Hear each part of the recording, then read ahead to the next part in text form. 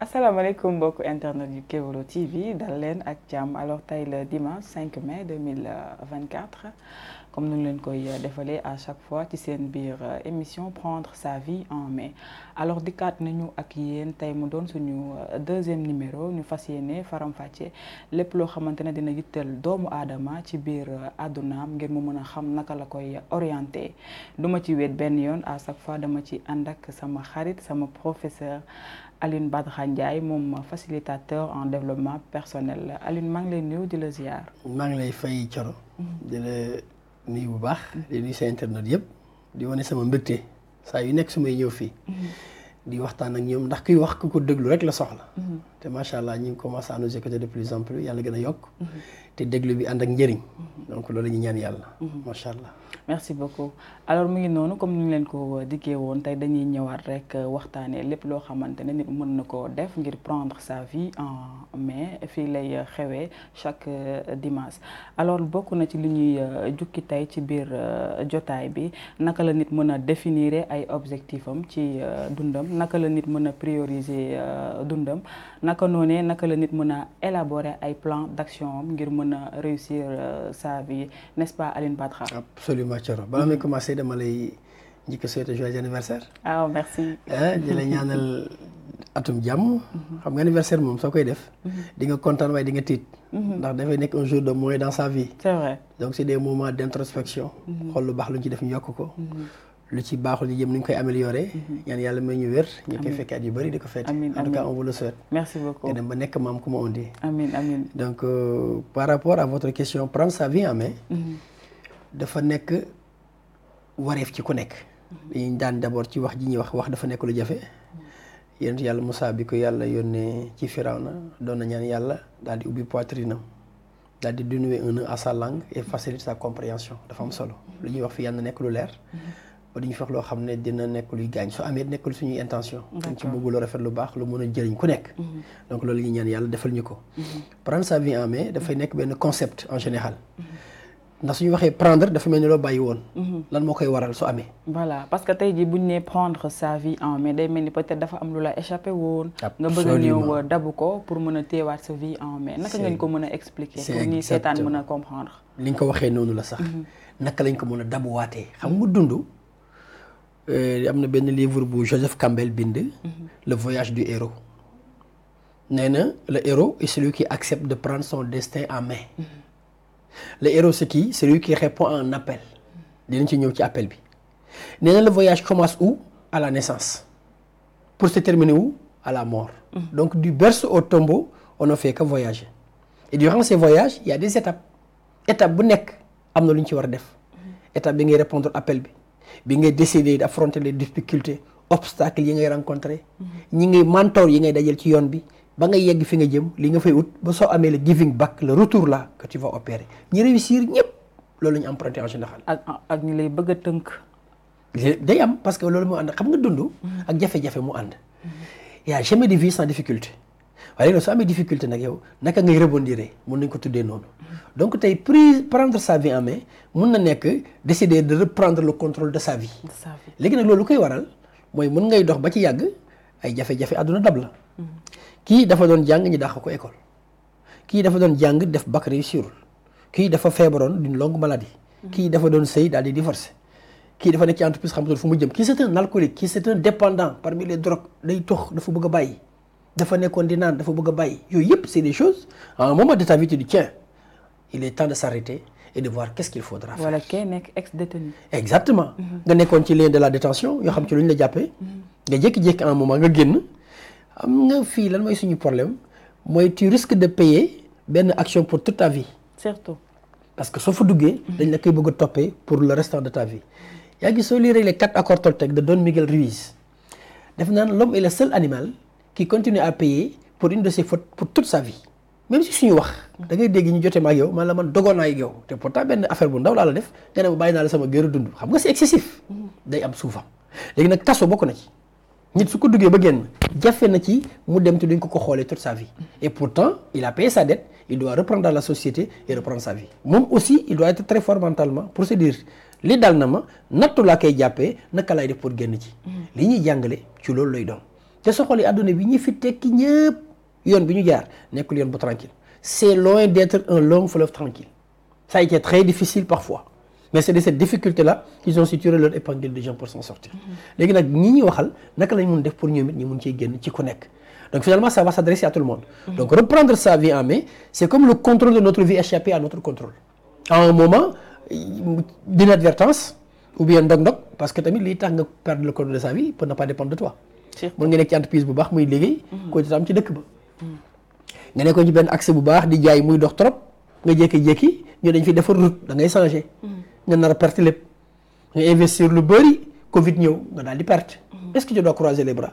foofu la ci wala nga jàng dem Europe ñëw liggéeyoo et pendant des années wala nga nekkoon di liggéey ñu daal di dàq sa place mais comment tu dois te reprendre ci contexte yooyu mel noonu donc li ñuy def nii ci loolu lay dugg comment reprendre sa vie en main mun na concerner ñoom ñëpp ñuy expliquer avoir fait un faux départ mun na ko jàppee xam nga la vie du course de vitesse course de fond la dañuy wax naan njëkk a fecc taxul mujjee géew exactement il faut savoir finir sa vie on peut mal finir mais dañuy ñaan yàlla mujj bi rafet loolu moom solo mujj nag lu koy rafetal nag bokk na ci yéene bu rafet bokk na ci bañ a yaafus bokk na ci poser des actes waxoon naa la fii ne la ndaw su bëggee jëriñ dëkkam faw mu jàng ak ko mun doon mun nga am benn niveau bu ndaw mais nga liggéey dem ba ci kanam nga gis ne avancé woo nga ne xaaral ma dem yokkat sama xam-xam ma dem jàng def cours du soir def cours du week-end def cours en ligne yooyu yëpp da lay permettre nga reprendre ta vie en main mais mënuloo bëgg a dimbali sa dëkk te jàppoo ci dara léegi nag pour dimbali dëkk boobu it dafay laaj patience dama la jox exemple ci benn waay xam nga Sénégal ñun dañoo bëgg ganaar on aime très le poulet ñu njóobeen yooyu pourtant KFC ñëw na Sénégal Kentucky Fried Chicken ñu ngi fii mais suñu la waxee le colonel Sanders moom fi mu jaar ba créé lii mu créé ba gars yi di ko lekk seen table avec une certaine banalité mais c'est incroyable moom bi mu amee 6 ans presque le perte papa yaay mag la dundal yaay ma amul doole da doon ñëw di jéem a jaay su xëy dem taaba comme ni ñu koy defee fii jaay caafal mu jaay gerte bu leneen moom mu yor xale yi di fale sax day doon jàngee togg di toggal xale yi rakkam yi pour walla finalement métier ba mu ne ci xale moo ko poursuivre plus tard moo ko réussir loo ci mu jógee fa am fu mu doon liggéey ñu dàq ko fa loolu lan lay wanal nit mun nga dem di jàng amuloo chance réussiroo mais taxul da ngay arrêté lépp coro jàng naa aw ma bag rek croiser dans les bras c'est une manière d'abandonner nekkoon ci entreprise di liggéey nga dem fii jëluñu la nga bàyyi ça ne veut pas dire que tu es condamné pour tout le reste de ta vie. donc nit ki dafa war a am persévérance. c'est ça le problème. pourtant yaa gis persévérance boobu si suñu dund dañu koy rappeler xam nga nit ci ni ngay dund sa diine daf ci am solo trop yaa gis soo jëree surat Luqman 21 la mu ngi naan ko oh mon fils 4 conseils la ko jox ba pare daal di koy clôturer ak benn genre conseil bu naan la wax bu gën a fort muy 5 def na ko oh mon fils accomplis la salat commande le convenable interdit le blâmable endure ce qui t'arrive avec patience. dañ taxaw ci loolu ngëm-ngëm dafa baax ci lépp yaa gis coro lu ñu gën a sonal ñun suñ dund mooy dañuy jàmbat lu ñu amul tout le temps ci lañ dëkk on ne se plaint que ce qu'on n'en a pas aw ma lii aw ma bralon aw ma mbokk aw ma xaalis aw ma mais il est temps de s'arrêter et de rendre grâce de ce qu'on a. Tu es vivante, tu es en bonne santé, tu as des familles, tu as des amis, tu as été à l'école, tu es instruit.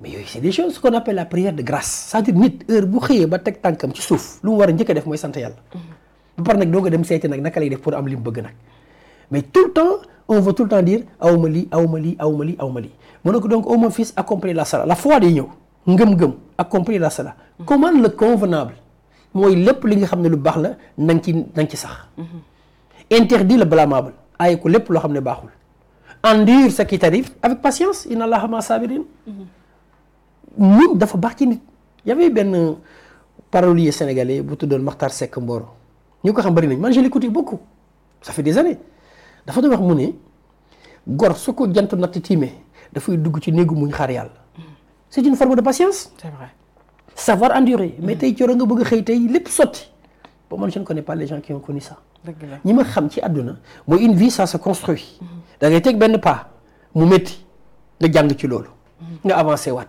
nga doog a demaat man loolu laa xam mais une vie rectiligne comme ça en général ça n'augure rien de bon moo tax àdduna saveur bi koy tax mu neex mooy jafe-jafe yi nga ciy àndal moo tax Ryan Holiday doon wax naan l'obstacle et le chemin c'est-à-dire jafe-jafe yooyu ngay taxaw di jàng moo lay mën a propulser si beneen plan moo tax mun na ko commande le convenable interdit le blâmable endure ce qui avec patience mun na ko ceci telle est la résolution à prendre dans toute entreprise loolu la ko conseil ça veut dire que tey ku bëgg réussir ci àdduna sa ngëm-ngëm faw mu taxaw lu baax faw nga sax ci lu bon faw nga koy bàyyi te faw ngay muñ lépp lu la arrivé nee na képp ko bëgg a teg ci àdduna telle est la résolution à prendre dans toute entreprise. D'accord. Sourate 21 donc loolu danay permettre nga xam ne réussir dafa am des préalables d'abord avant d'y aller. C'est vrai am na ay préalables am na ñu commencé woon réussir mais jamono ji peut-être ñàkk nañu espoir moo xam dafa am ku ko jege génn àdduna mënatul survivre. Absolument.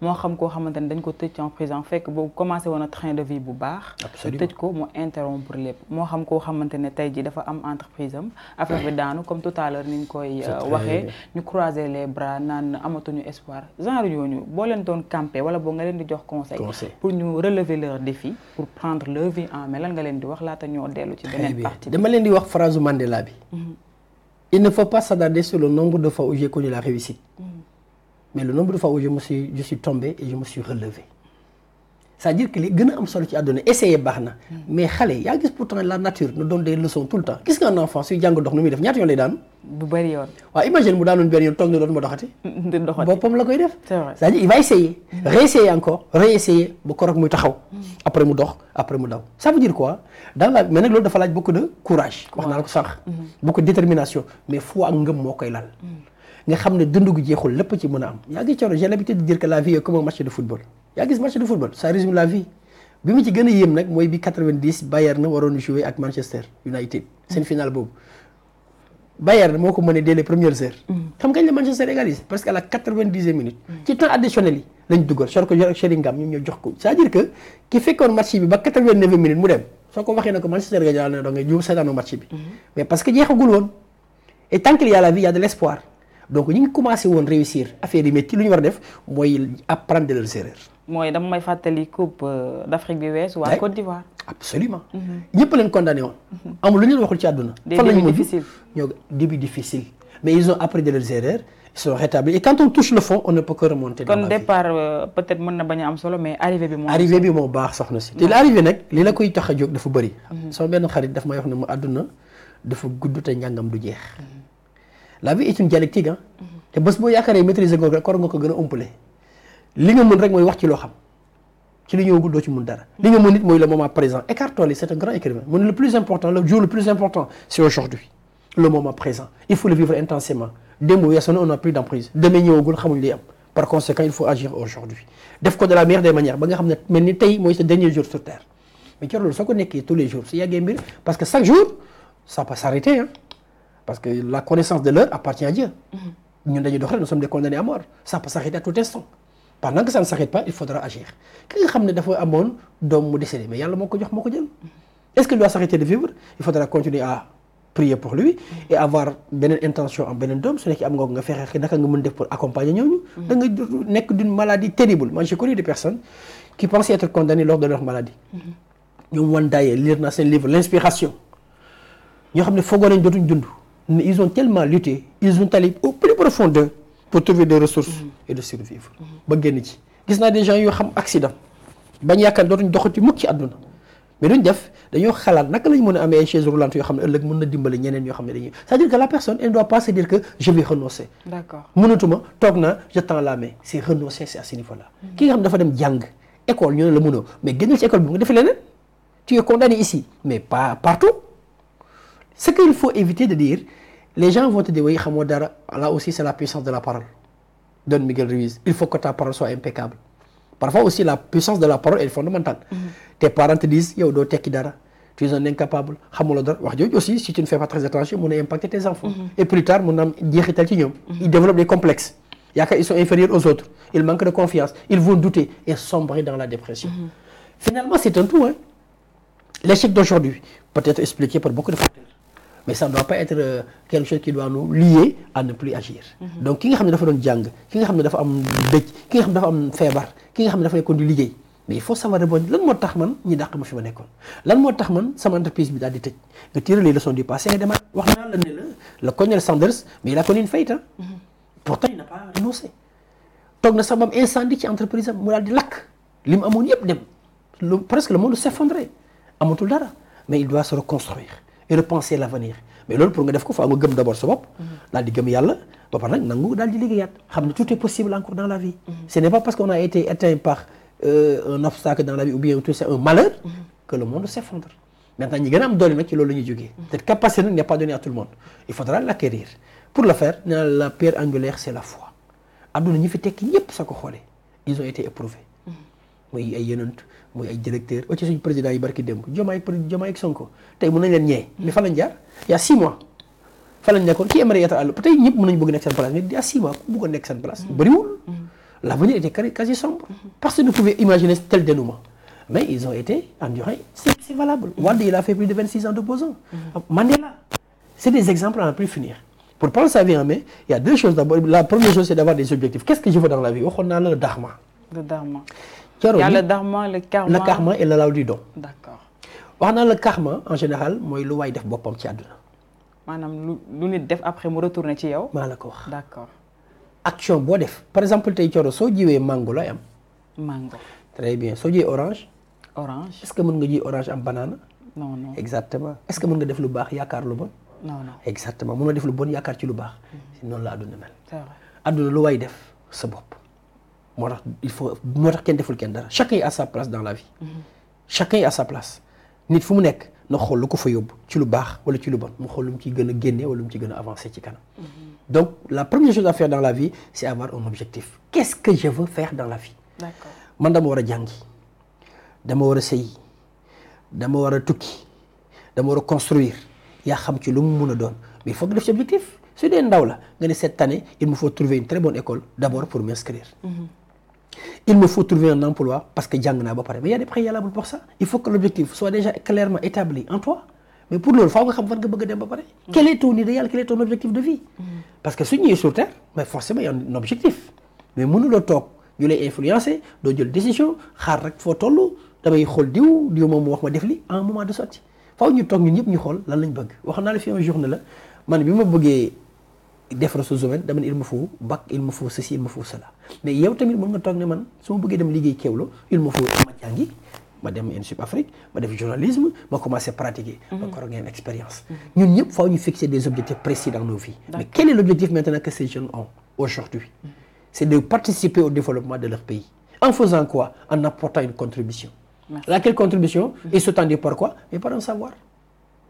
C'est la connaissance. fa la ñu retourner waat dem jàngi ak koo mën doon.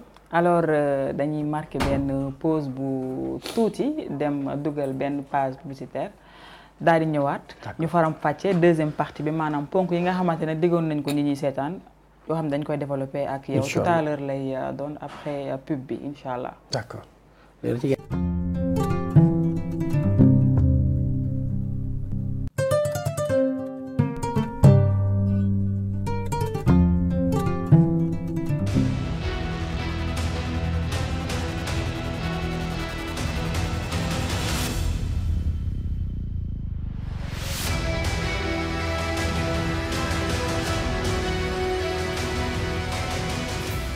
loo ci mën def bul fàtte dimanche 5 mai prix du passage Sainte-Anne mën nga gagné ba 1,3 milliard de francs CFA ci masse commune internationale. mbokku turfistes yi mbokku parieurs yi bu leen ko kenn nettali dimanche 5 mai foofu ca hippodrome bu Paris-Longchamp ci distance bu 2400 mètres ak 16 partants. bu leen ko kenn nettali mën ngeen gagné ba 1,3 milliard de francs CFA ci masse commune internationale ak ordre Quinté Plus daw leen gaaw ci kiosque Lonase yi wala Lonase Bet ngir mën cee bokk po mi nag ko am fukki at ak juróom-ñett mën nañ cee bokk jeu interdit au moins de 18 ans jaaraama Lonase.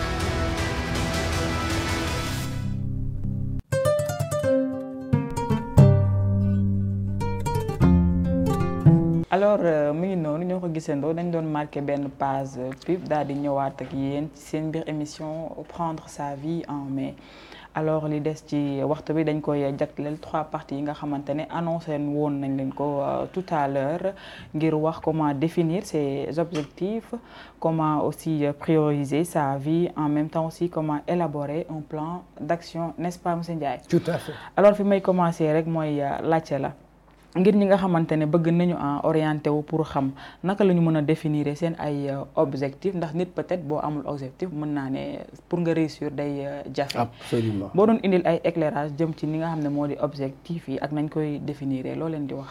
On a l'habitude de dire que dans la vie c'est bien d'avoir un rêve, il faut rêver.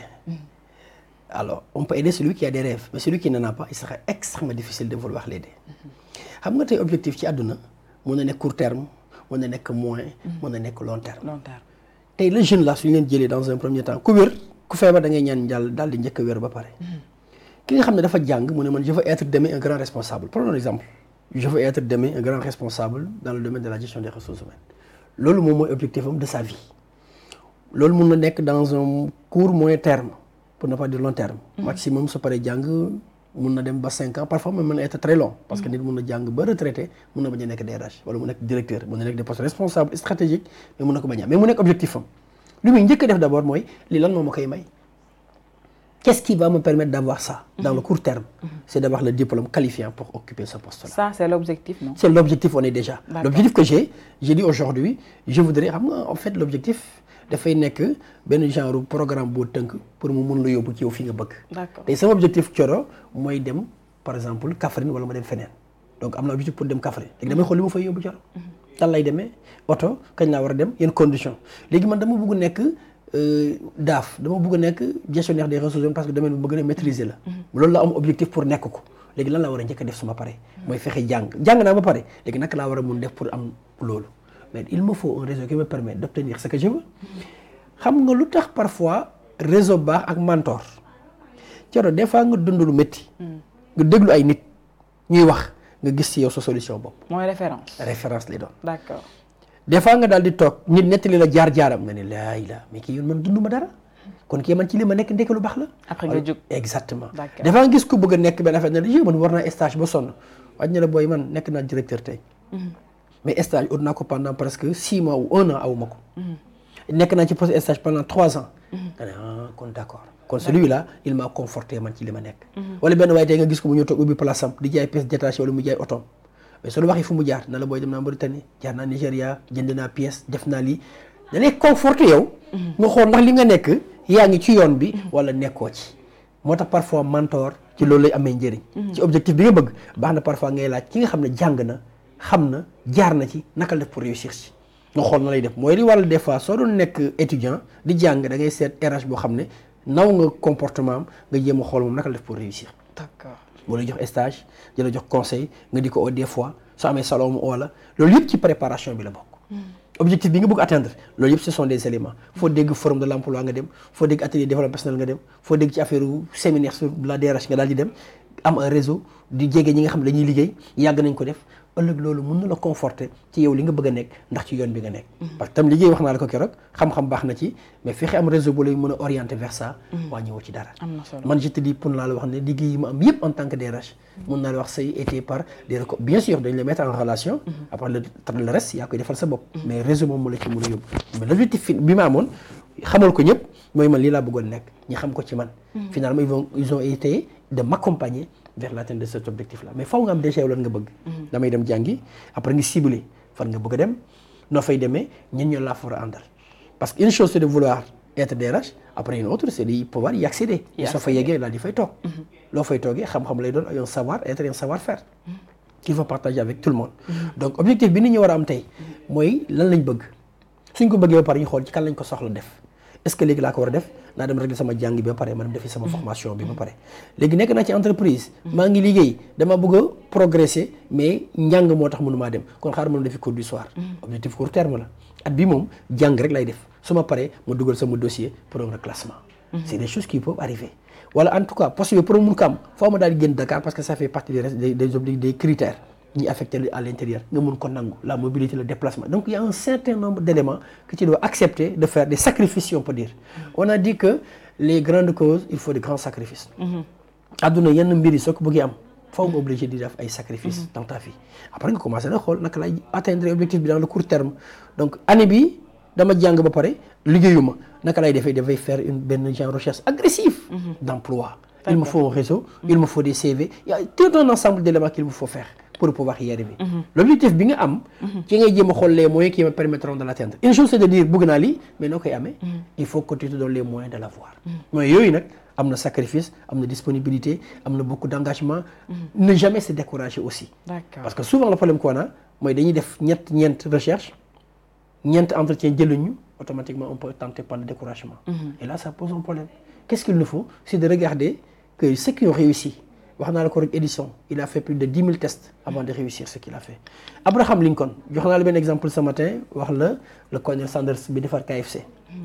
fu mu jaar ba nu mu yegsee fii ba jaay ko décédé na à l'âge de 90 ans et comme ça. mais fi mu jaar ba defar ba formule secret ak les épices les 11 épices yu mu defar. Babacar Ngom aussi. Babacar. Sénégal mën nañu citer Serigne Mboup. C'est des gens qui sont faits effectivement self-made men. Sur le tas et puis ils sont arrivés au sommet. C'est des gens qui le méritent. te soo jëlee un président bu mel ni Abraham Lincoln. Abraham Lincoln 31 ans ba 60 ans am na fi faillite. perdre na fi une petite amie. élection yi mu fi perte kenn xamul nu mu toll. fan la mujj il a été élu président de la République. ça veut dire quoi détermination mu ngi fi engagement gëm li ngay def et sans relâche te nga bañ a yàkkamti ci lépp lay def. bañ a yàkkamti. loolu mooy tax après finalement nga mën a réussir li nga soxla. mais su nekkee à chaque fois mu difficile nga daal di daw à chaque fois mu métti nga daal di toog mais doo ci mos a génn. il faut nga nangu sonn. yow war naa la fii keroog ne la li mu am ak li mu daj ñoo ànd. koo gis mu tekk ci dëkk bi dañ naan la cey lu mu am cey lu mu daj. c'est exactement cela. mais man gisuma ko fi xëy rek ñu jox la sur coup de baguette magique nga am lépp même soo jékki-jékki hérité d'une fortune te moo xam-xam tu vois da nga dem jàngi ko. doo xam noo koy def l'un dans l'autre day nekk xam-xam wala mu nekk xaalis mais l'un dans l'autre tu es obligé d'aller se former pour mun a jàll ci loolu. kon am xaalis kese mënul réussir loo nit. mais loolu su nekkoon mooy réussir kon du sotti yaa gis coro su nekkee ne tey da nga am milliard boo xam ne demoo effort da nga ko hérité. après amuloo xam-xam faaw nga jëlee ko lu liggéeyal faaw nga jëlee ko la conseiller. faa nga jël ñu la ko gérer. finalement le problème restera entier mais su nekkee tey da nga liggéey ba am ko. c'est très différent ci fi nga jaar yëpp tu as appris des erreurs du passé pour pouvoir s'en sortir man c'est comme ça que je vois le problème am alal lu baax la dañ koy ñaan yàlla soo liree Père riche Père pauvre di nga ko xam mais nga am ko par en faisant des efforts ba yegg ci moo gën mu jaar di la koy jox la preuve ñan nga fi dégg souvent ñu naan la ça donne à la drogue mu ngi dem carte mu ngi def leneen mais fortune boo hérité xamoo loo ci def. mun na leen di jafe-jafe. d'accord foofu la kon mën waaxu xam fa nga jëm moo ko gën.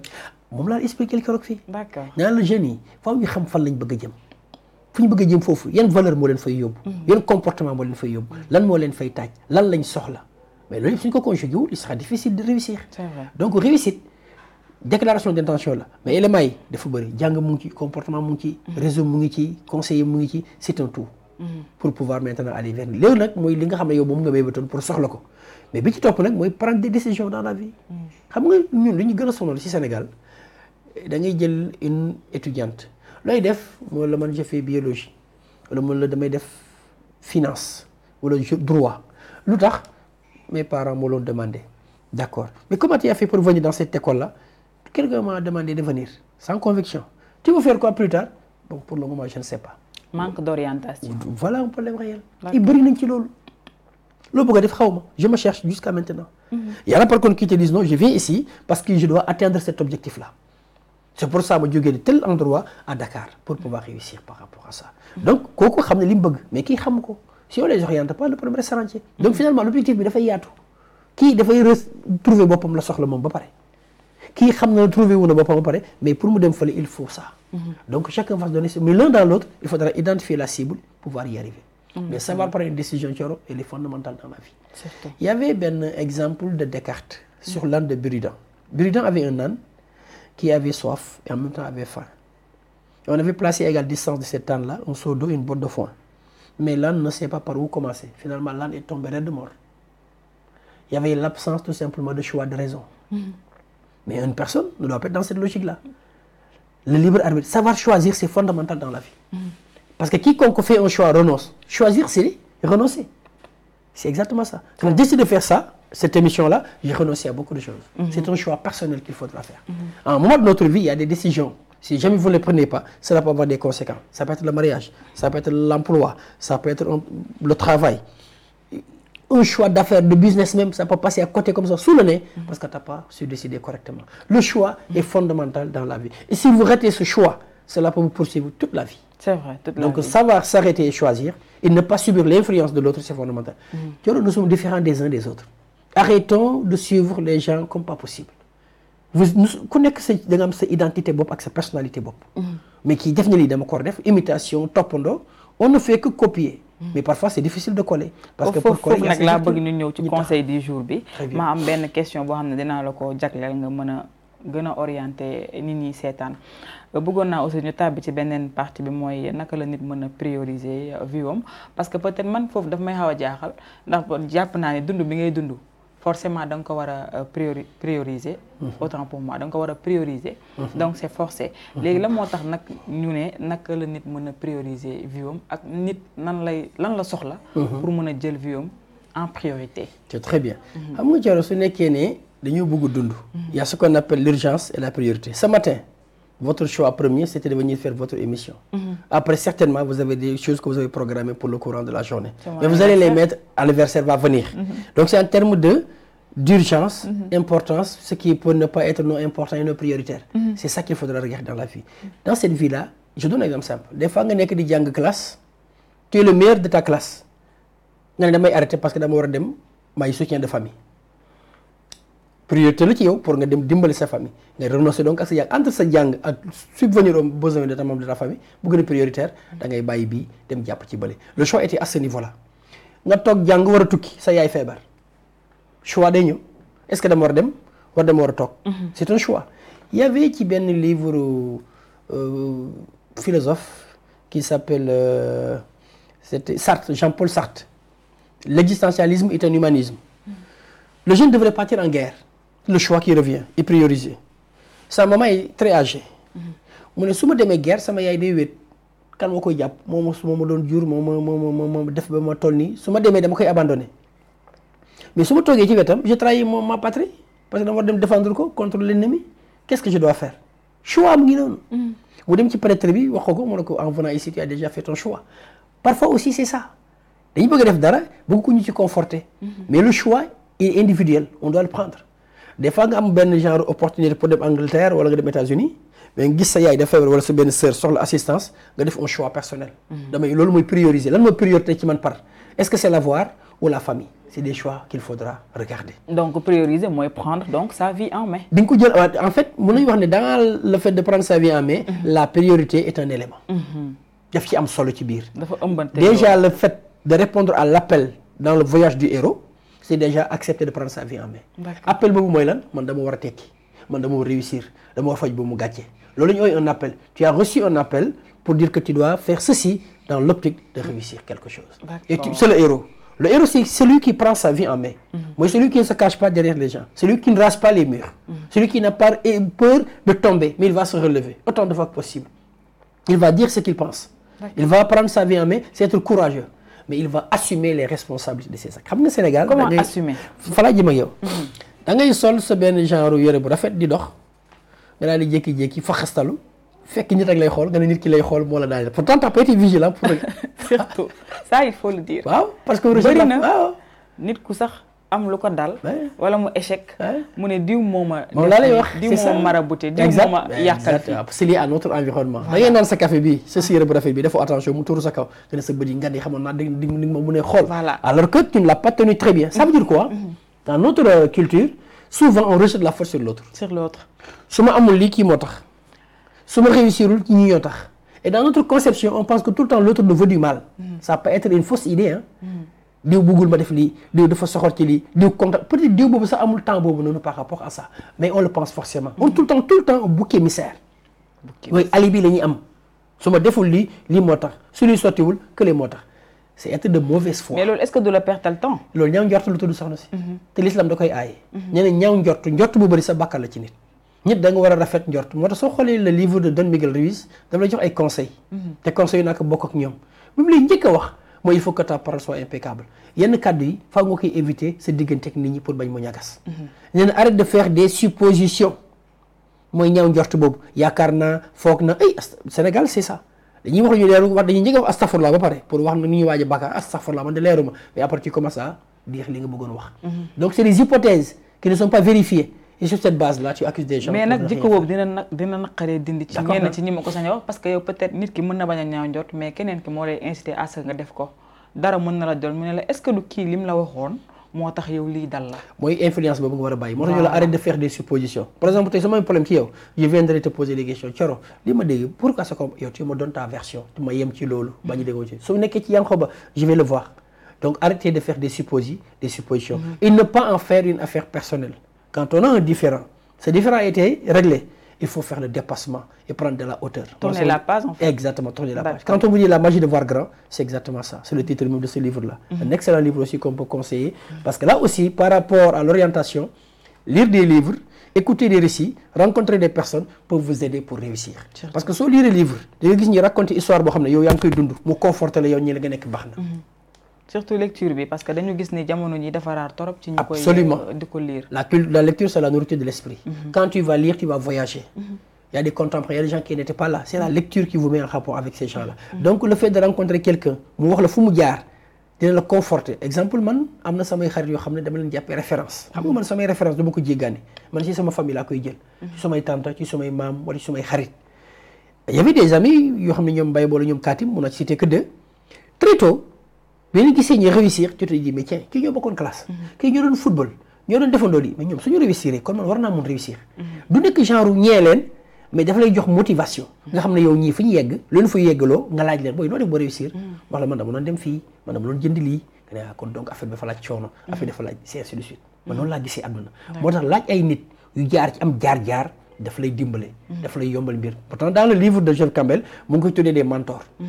mentors yooyu ñoom ñoo lay won soo tollee fii pour le choix de ta carrière qu'est-ce qu'il faut. Il m'arrive souvent que des jeunes m'appellent des jeunes frères Aladji Malick ou bien Blondin ou bien d'autres qui te disent écoute par rapport à ça qu'est-ce que tu comptes faire ou bien mais man ma oo leen pour laaj leen. noonu lay mel mais souvent comme maa leen mag mën nañu ma laaj par rapport à certaines choses qu'est-ce qu'il faudra faire. dañuy soxla référence daal def le choix. day ñëwaat donc choix bu ma la wax ci livre bi moom mooy revenir tout le temps dans ta vie. mais en écoutant d'autres dañ ne mais tiens finalement la réponse à ma question elle est là. après nga daal di choisir nga daal dem. donc finalement mentor moom la ngay wasila ci suñu dëkk bi. des fois nga toog nga bëgg a tarbiya nga dem ci benn sëriñ. am foo bëgg a yegg mu yeggale la fa parce que lii moom rek moo ko mën ñoom xamante nañ seen biir ci loolu.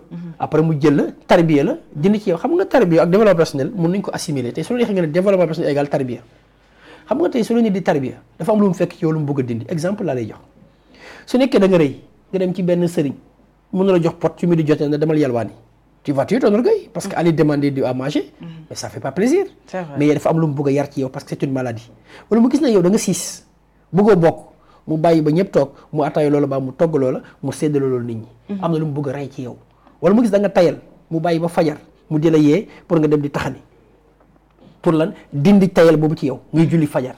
mu gis na yow mënuloo noppi da ngay wax foo toll da ngay déconcentré ñëpp su xëyee mu jox la bayit yu bëri yooyu bind teg la ci koñ bi doo ko tal. D'accord. toute la journée donc sëriñ yi tarbiya soo ko déggee mooy cette maladie bu ñuy faj ci yow. su demee nag ba jeex nag doog la bàyyi. développement personnel tamit soo ko toppee def naan la bàyyi soxor bàyyi li kiñaan del bokk li nga am del yërëm nit ñi.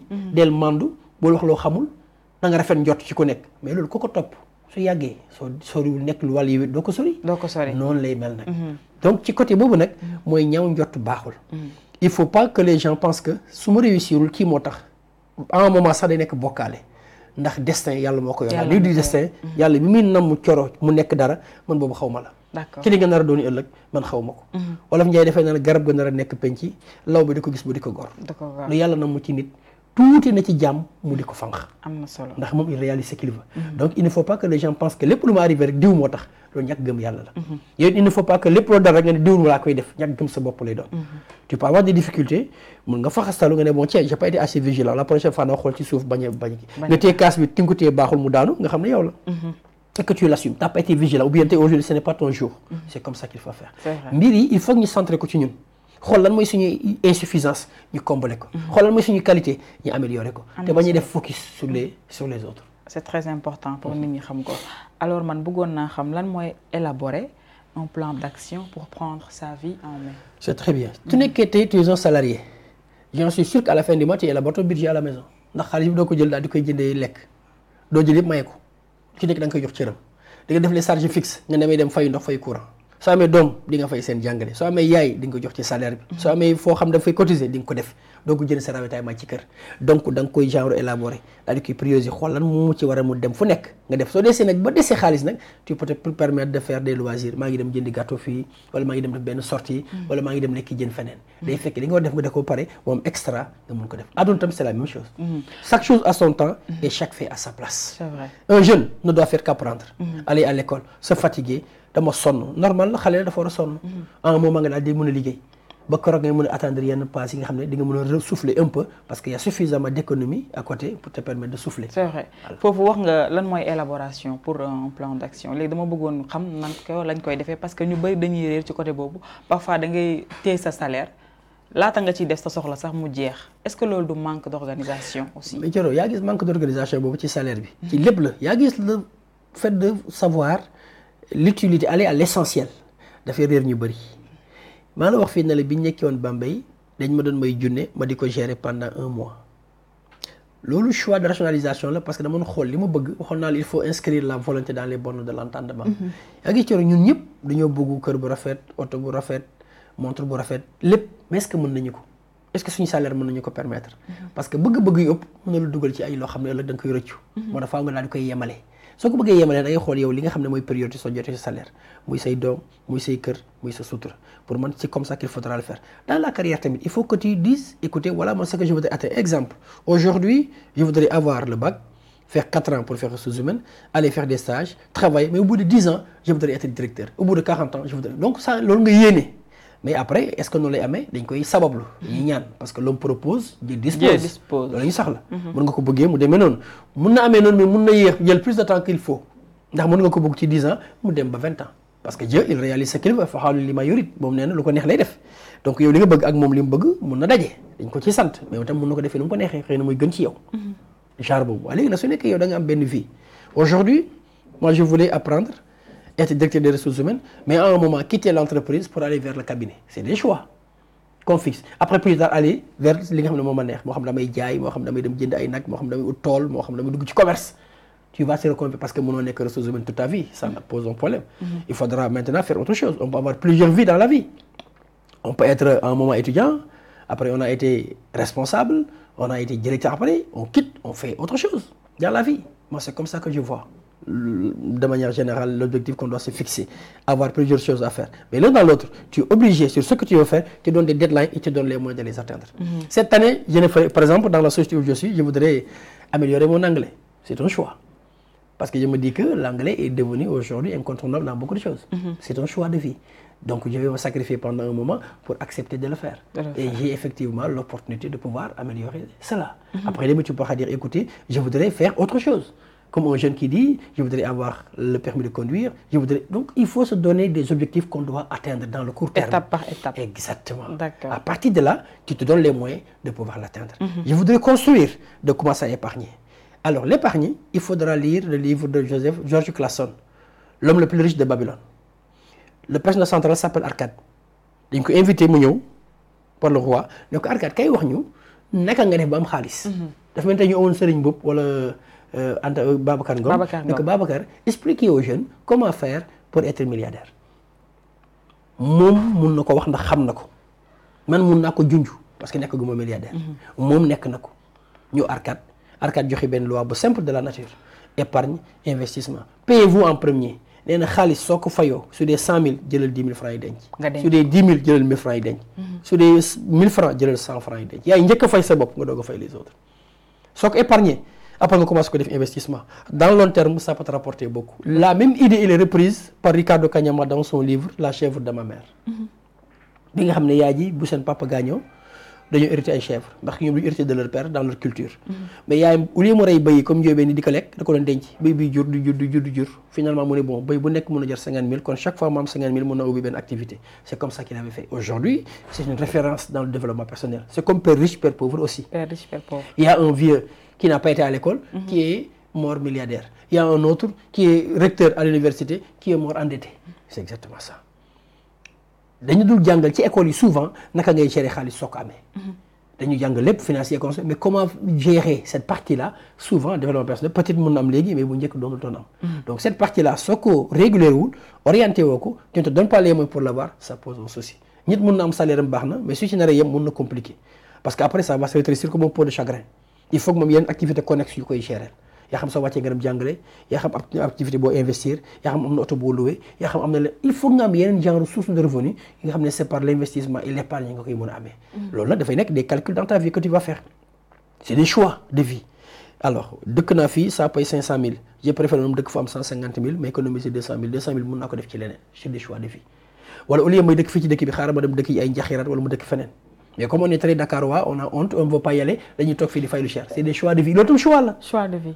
am na ñoo xam ne ils l'ont compris très vite dem dëkk ay Zac Mbao dëkk fu sori nit ñi doon leen ree tey soo xoolee tey ñëpp foofu lañ dem.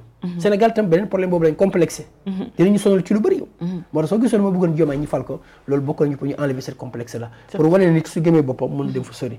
day gis ku nekk Dakar bëgg a nekk Boy Town toog bu cité kër góor gi soo ne ko nañ dem di kër Massar mu ne booy foofu dafa sori c'est pas possible. Alors qu'il y a des gens qui habitent là-bas dans le confort, le luxe et tout ça, ils n'ont rien à envier ici aux gens de Dakar. Mais question de choix là aussi de ñëw moo tax là le choix va nous poursuivre toute notre vie. Est-ce que nangu naa def lii loolu moo ma ciy fekk. su ma nangoo def lii mais arrêtons de regarder les autres. On n'est pas les autres. ki nga xam ne moom dafa juddu am benn possibilité boo xam ne tey hérité na lu bëri yow nga nekk benn genre koo xam ne day daan dooleem nga bëgg lu mu def nga def ko. mën na la dugal ci loo mënul. am na ñoo xam ne soo leen toppee bu na cee jëlee ndam mukk coono rek nga ciy am moo tax gëm sa bopp. avec les moyens du bord dafa baax def loo mën wax loo mën saa yoo tëddee da ngay nelaw. nelaw ba yandoor mu ngi noonu am na solo alors laata ñoo jeexal ci li nga xam ne moo di conseil di jour bi damay fàttali internet yi nga xamante ne ñoo ñuy suivre par rapport ak suñu premier numéro bi ñu defoon am ay internet yuy sàkku ñuy poser ay questions comme ça ñu leen di répondre alors mën na nekk mën ngeen di poser seen ay questions à chaque fois bàyyi ko ci commentaire yi comme ça bu ñuy defaat beneen numéro émission prendre sa vie en main ñu mën leen ci indil ay tontu yu leer ànd ci ak monsieur Alioune Badara Ndiaye. alors pour ponk bi nga xam ne moom la ñuy jeexalee chaque dimanche bu ñuy def prendre sa vie en main day bokk ci conseil du jour man nag sama question pour conseil du jour bi bëggoon naa nga orienter jeunes yi par rapport ak li nga xam ne moom la ñuy jéggaani di ko copier ba tax muy indi seen ay échecs dans leur vie. bari na ci complexe def ci nekk exemple laa lay jox da ngay jàng finance. toog lu yàgg amoo liggéey. ñu bëgg la jël ci benn restaurant comme plongeur nga bañ. pourtant soo demoon Europe mën nga ko def complexe day ñëw. da ngay jàng am licence logistique ñu wax la kay dem ci tool yi dañoo bëgg ku ñuy wittal suñu mango yi nga waaye man ma dépassé loolu pourtant soo dem Espagne loolu nga def ci tool yi. c'est-à-dire bari na tey métier yoo xam ne daf lay renforcer.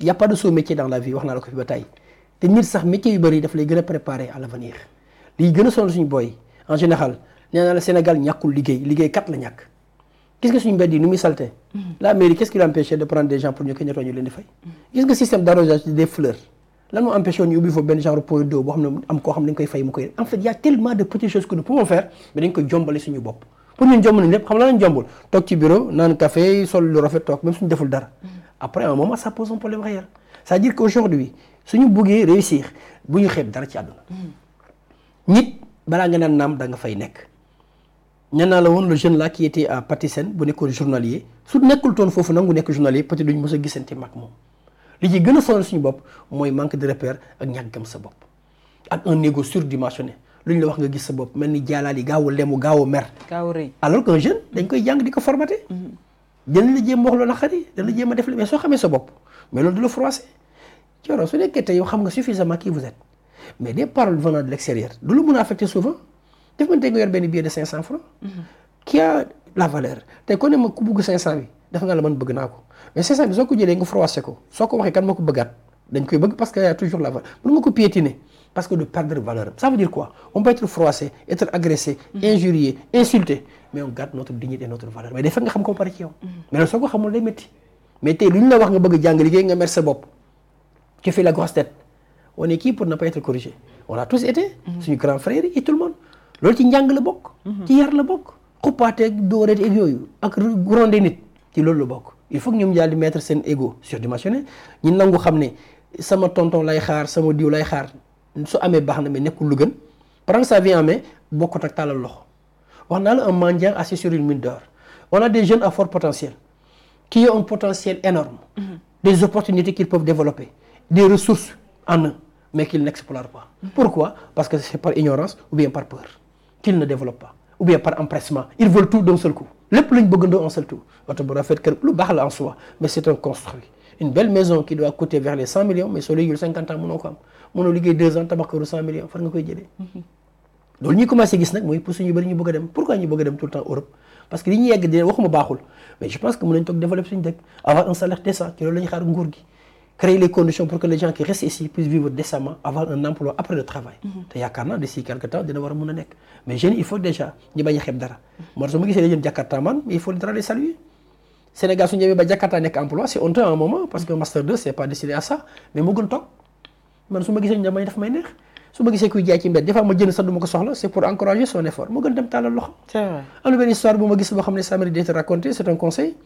ay ñaari copains yu ànd yi dox gis benn xale bu yalwaan yor benn pot mu bugg ko sarax mu bañ te loolu fi dañoo boo nga soxor da ngay saraxe dafa baax da lay fànqal déggu wa ainsi de suite c'est notre comme disait le philosophe la religion est l'opium du peuple souvent. l'opium du peuple. souvent ça peut permettre de d'effet normatif. mu daal di jël xaalis bi wax ko ne ko nañ ànd ci boutique bi ñu dem ñu dugg mu ne ko jëndal pack d'eau copain bi jënd pack d'eau mu ne ko nañ dem mu jox ko xale bi. da ko del jaay moom mu njëkk a génne xaalis jënd benn copain bi jënd quelques minutes après presque pack bi jeex ba xale bi dem jëndaat ba tegaat foofu.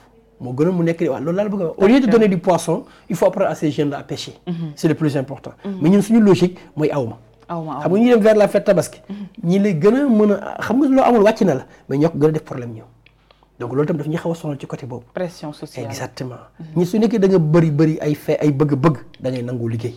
mais mënoo bëri bëgg-bëgg bu ko wekk ci nit ñi ça pose un problème. demander par moment un service ñëpp dañ koy def ci àdduna. mais aussi ça ne peut pas être tout le temps la règle. ça doit être l'exception. donc ndaw amul beneen solution suñu bëggee développer suñu réew liggéey def ciy bokk bàyyi complexe bi def ciy bokk yaakaar ne sëriñ mun na lépp du dëgg élection Sonko bi war nañu ko amul ko fi waxul toon pronostic yëpp lañ faussé. gëm sa bopp. luy am yàlla moo ko xam la rey bu yàlla moo xam li nëbb. yàlla rek moom moo xam loolu. li ñu war mooy daal di par conséquent agir ndax yàlla bi mu bindee lépp ñun xamuñu lépp. coro kenn xamul yéen loxo moo lay jël soo juddoo yéen loxo moo lay dugal ci bamil soo deyee xamoo suuf booy deyee xamoo fan ngay deyee xam nañ dañuy dee lu wóor la mais xamuñ kañ la par conséquent on va agir li nëbbu yàlla moo ko xam nañ conséquent nañ xëy suñu xëy sabab bu comme nii ñu journée bi mujjee man xaw ma ko yoo xamoo ko sabab rek lañ ci mën ak njott bu rafet ci loolu lañu war a sax bañ a xaar dara ci kenn bañ a xarab kenn parce que amuñu mais loo amul diolo moom yóbbul Europe moo tax tekkiwu ma am na fii ci dëkk bi dafa soxor alors que commencé ko di ko xas alors qu'il n'est pas tenu de t'amener là-bas. Il s'est battu pour aller là-bas. Pourquoi moom war ko def dala koy def parce que peut-être c'est un devoir familial et constant mais du obligation moo xaal du obligation ci moom donc waruñu ko xaar tout le temps bay mer ci loolu wala jàngu toog non man du ma def li tant que j'ai pas le boulot de mon travail je reste comme ça moi j'ai fait la finance j'attends un poste à la banque mais sauf que amul mën na yéex day yéex dafa nga jàng communication doon defi leneen wax naa la sama premier métier c'était carrément un pointeur dugg ci kër yi di pointer lan ni ko def dem liggéey dans la formation boo ko teg ressources humaines man ressources humaines maa rattrapé vers 2015 ci laa ko doo ko nekk depuis lors je suis mais am na ñoo xam ne dañ jàng ba 10 ans duñu def luñu jàng dañ gis ko jàng anglais dem defi logistique defi leneen adduna noonu la il faut avoir cette capacité d'adaptation là loolu soo ko amul doo ci mën réussir donc damay conseiller jeunes yi mooy nañ gëm seen bopp xam ne àdduna rien ne te sera donné gratuitement. Tu vas gagner ton pain à la sueur de ton front. Donc c'est comme ça qu'il faudra faire. am na solo amati na solo sax loolu laay wax à chaque fois bu ñu jàkkaarloo yow rek dañuy am loo xamante ne ni mën nañu jëriñ ñaale ñi nga xam ne ñoo ñu seetaan plaisir lay doon la à chaque fois. di feggoog yow ngir mën a def émission bi di prendre sa vie en main alors yan kàddu ngay tàggoo pour ñu yëkkati jotaay bi tey. xanaa gërëm déjà kii wala bu ñu jox cette possibilité. de s'adresser yow nag may remercier man maa la remercier ndax yow yaa tax. ay nit dama mën a déglu ba mu mun leen jëriñ te wax buy jëriñ mun na nekk ëllëg soo deeyee mun na sax nekk tiyaabo ci yow parce que dafa mel ni garab goo jëmbat tant que mu ngi am njeexital ci ñi nga xam ne ñoom ñoo koy dundee yow daf lay fekk fi nga nekk kon donc man maay remercier waa Kéwoulo dama donner cette tribune là pour m'adresser à mes frères et à mes parents et à tout le monde yaakaar li ñuy wax dina am njëriñ ci ñoom te dañ leen mën a jëriñ leen nag lañ ci am amuñ la prétention de tout savoir mais on a été parfois chanceux. Dieu nous a aidés, a mis sur notre chemin des gens qui nous ont beaucoup aidés. On est là pour partager. waxoon naa la keroog ne la je suis en train de payer une dette karmique. adduna ku nekk ci kuy dund mos nañ laa defal ñoom héberger la fayal la jàng wala ñu may la dara wala sax un sourire quand on offert kon yow tu as l'obligation de faire pareil. léegi nag ni ñu koy defee mooy yow tey soo ma mayee café man nekkul dama lay defal café yow damay seet ëllëg keneen ku ko soxla ma may ko café moom. waaw noonu la ñuy dimbalee. tey su ma amee oto. mu ngi ne man la Coro kaay ma yóbbu la da ngay fexe suba yow soo gaaree sa oto gis ko soxla yow tamit nga daal di koy yóbbu soo demee supermarché gis kuy jënd mu am lu mu manqué mun nga ko fayal waaye moom it fuba na ko defal keneen. d'accord man noonu lay defee noonu laa gisee àdduna. y en a qui m'ont beaucoup aidé donc taxaw fii partager ak ñoom lu wax la mënu ma nag tey dem te dama remercier quelqu'un particulièrement si tu le permets. c'est Modou Ndiaye. Modou en 2015 c'est le premier qui m'a dit tu dois aller parler à tout le monde. donc il faut rendre à César ce qui est à César. même si j'avais ce potentiel moom bu jeune ci loolu. Adja Ndaw aussi sama xarit la. tout le temps il me disait Aline Badara yow da nga war dem defi formation et consort et elle n'a pas tort. donc à ces personnes-là c'est une forme de reconnaissance donc je paye aussi ma dette envers ces personnes-là leur dire merci beaucoup. par rapport à ça. merci voilà ñu ngi lay jaajëfal bu baax a baax comme ni nga ko waxee plaisir la à chaque fois di jàkkaarloo yow pour waxtaan ak yow vraiment kontaan nañ bu baax a baax ci taxawaay bi nga xamante ne am nga ko ak li nga xam ne moom nga changé parce que tey jii concept bi mën na changer lu bari ci ñi ñuy seetaan rawatina ndaw yi nga xamante ne amuñu ba tey orientation pour mën a prendre leur vie en main. ñu ngi la ciy jaajëfal bu baax a baax alors mu ngi noonu mbokk internet yi ñu doon suivre ci seen biir émission prendre sa vie en main à chaque fois ni lañ koy defee tous les dimanches à partir de 12h ñu ñëw waxtaan ak yéen jéem leen a orienté comme ni mu ko waxee nit matul et que du lépp la ñu mën a xam mais li ñu xam yéene nañ leen ko te dinañ leen ko fi faram-fàcceel chaque dimanche ngir mën a am ay njeexital yu am solo ci seen biir dund ñu ngi leen di jox dig daje ci beneen dimanche ci seen émission prendre sa vie en main merci beaucoup à la prochaine.